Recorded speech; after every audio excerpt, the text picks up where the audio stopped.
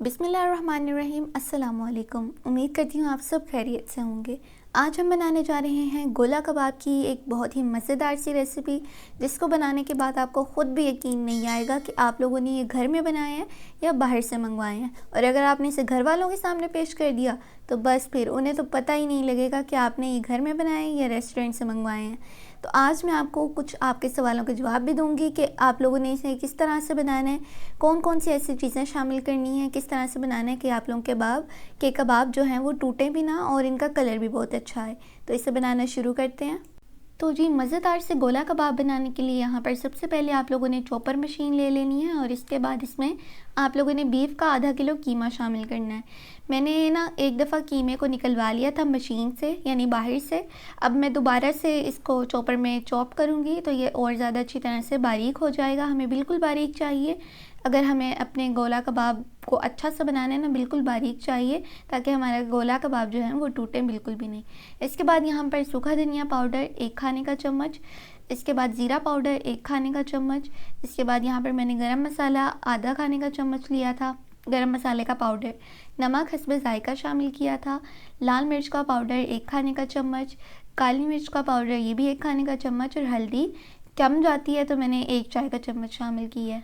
इसके बाद यहाँ पर हम अदरक लहसुन का पेस्ट शामिल करेंगे 2 खाने के चम्मच, 1 खाने का चम्मच अदरक का पेस्ट और 1 खाने का चम्मच लहसुन का पेस्ट। इसके बाद यहाँ मैंने इसमें थोड़ा सा ऑयल शामिल किया था और यहाँ मैंने ना बाज़ारी तला हुआ प्याज लिया था 3 खाने के चम्मच। वैसे तो ये जो टोटल है ना ये फ्राइड ओनियन ये तकरीबन 3 खाने के चम्मच है, लेकिन जो मैंने इस राउंड में शामिल किया है वो तकरीबन 1.5 होगा खाने का चम्मच।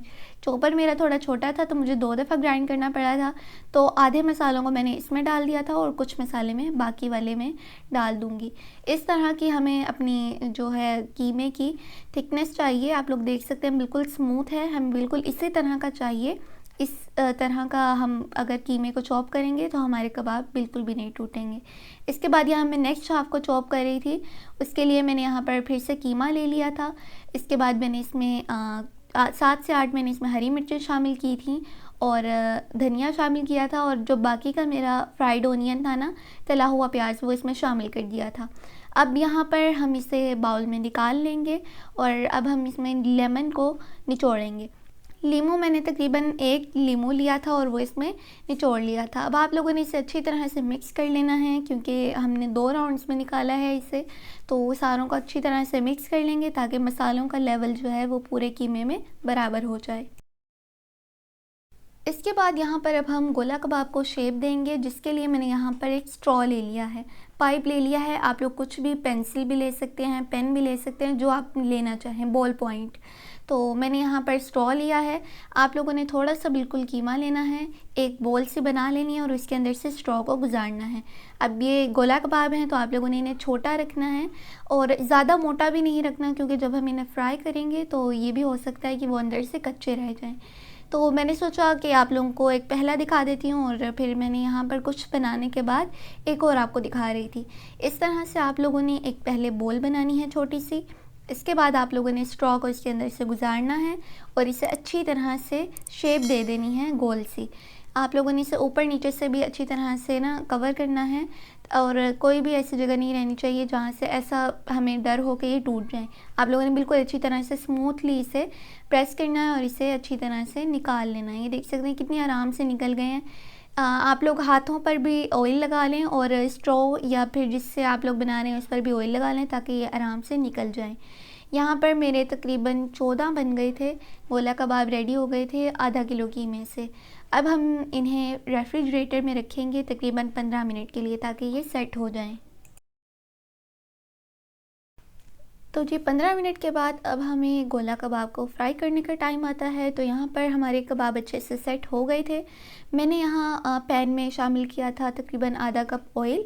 ऑयल शामिल करने के बाद यहाँ पर पहले मैंने ना 3 गोला कबाब इसमें ऐड किए थे, ये चेक करने के लिए हमारा ऑयल गर्म हो गया है या नहीं।